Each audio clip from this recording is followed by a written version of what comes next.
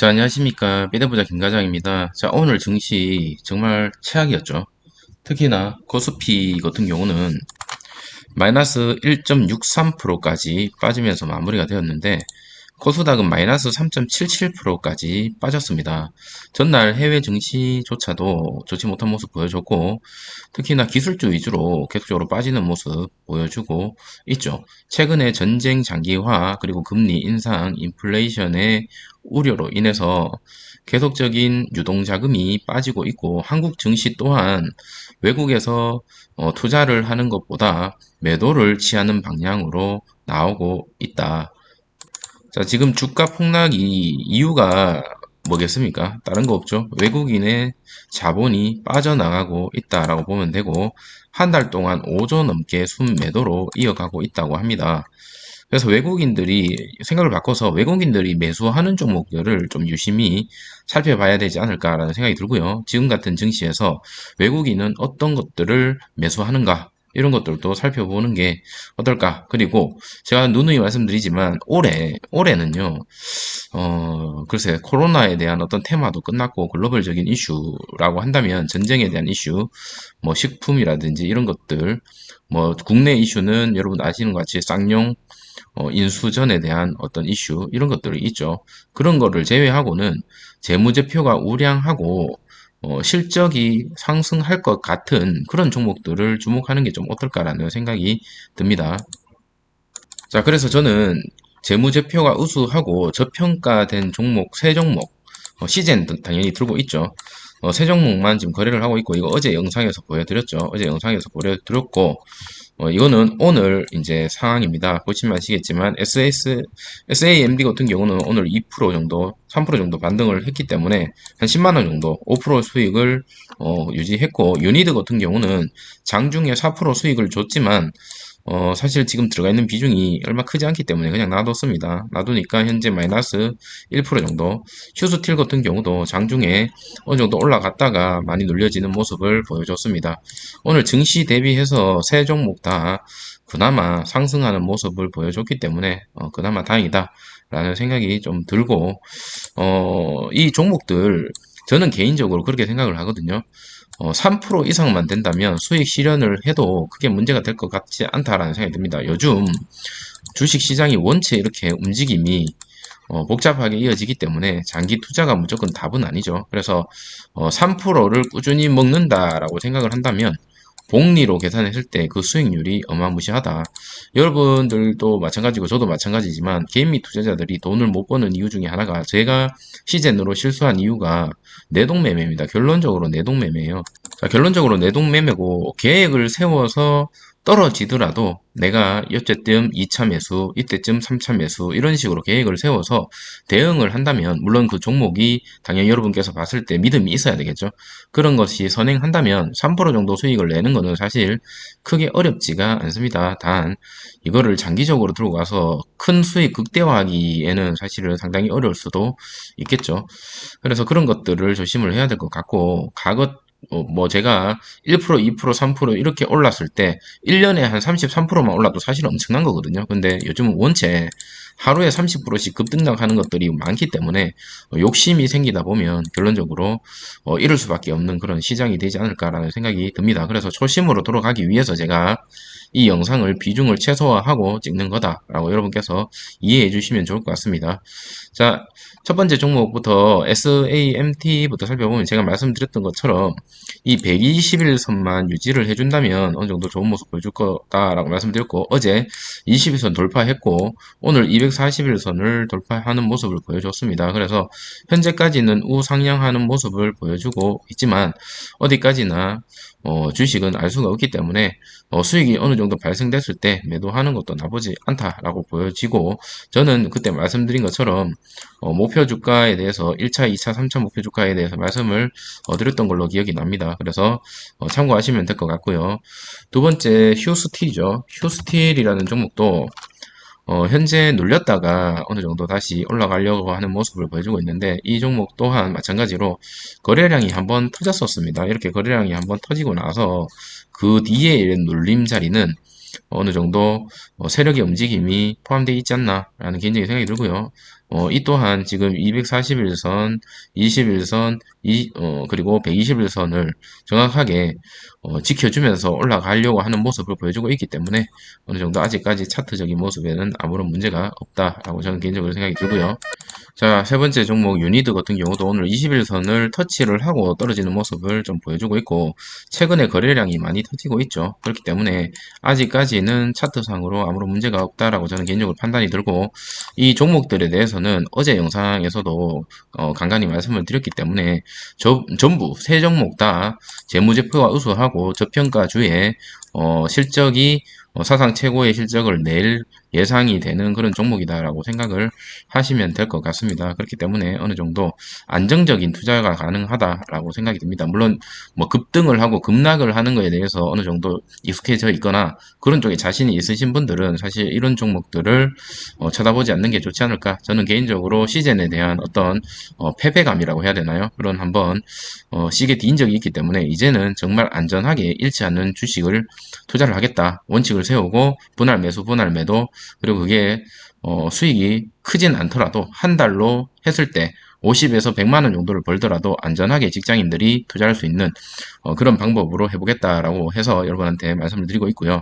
직장인들이 하루 종일 주식 전업 투자자들처럼 일봉, 분봉 쳐다볼 수가 없습니다. 그렇기 때문에 대응하기가 사실은 매우 힘들고, 그렇다라는 거는 어느 정도 마음이 안정된 주식들을 골라놓고 하루에 뭐 한 세 번 정도 볼 수 있는 뭐 그런 종목들이 마음이 편하지 않을까 개인적인 생각이 들고, 그 자리에 온다면 매수를 하면 되는 거고 원하는 목표치가 온다면 매도를 하면 되는 그런 방향으로 움직이는 게 어떨까라는 생각이 듭니다.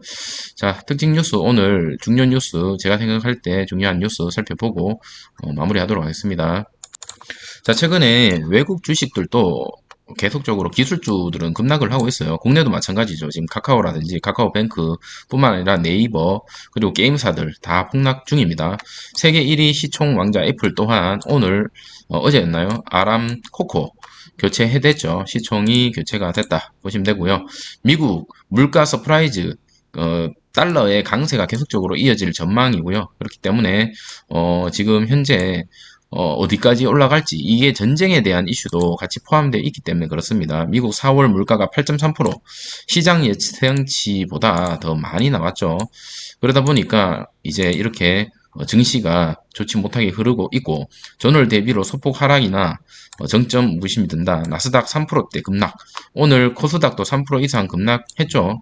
뭐 초반에는 좀 좋은 모습 보여주다가 후반으로 들수록 급락하는 모습을 보여줬다.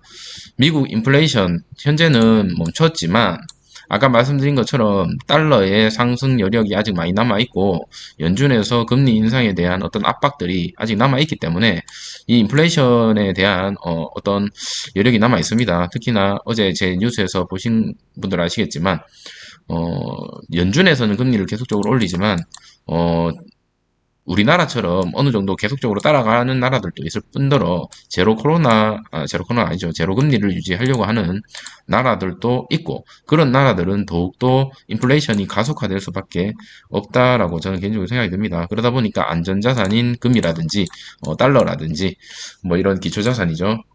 그런 것들에 대한 어떤 선호도가 높아지고, 반대로 채권이라든지 이런 쪽에 대해서 어느 정도 사람들이 신경을 조금 더 쓰고 있는 반면에 이 주식시장에서는 조금 더 힘을 못 쓰지 않을까라는 생각이 듭니다.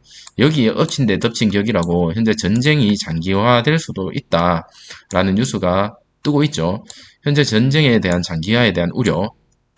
자, 그래서 유럽에서 이제 똘똘 뭉쳐가지고 러시아를 쪼우고 있죠. 서방 국가에서 러시아를 계속적으로 쪼우고 있습니다. 물론 힘들죠. 이게 장기화가 되면 러시아를 쪼우는 그런 것들이 경제적으로 손해를 본다면 유럽에서 과연 어떻게 될까? 그것도 한번 지켜봐야 될 것 같습니다.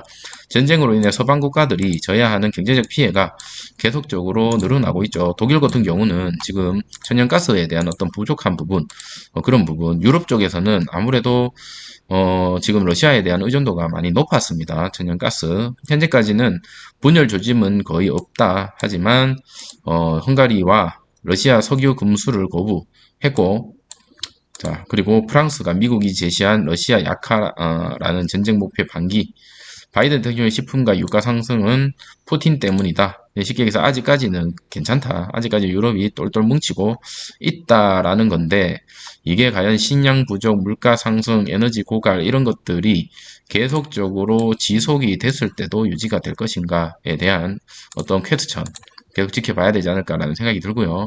러시아군은 지금 행군을 멈추고 있지 않고 있습니다.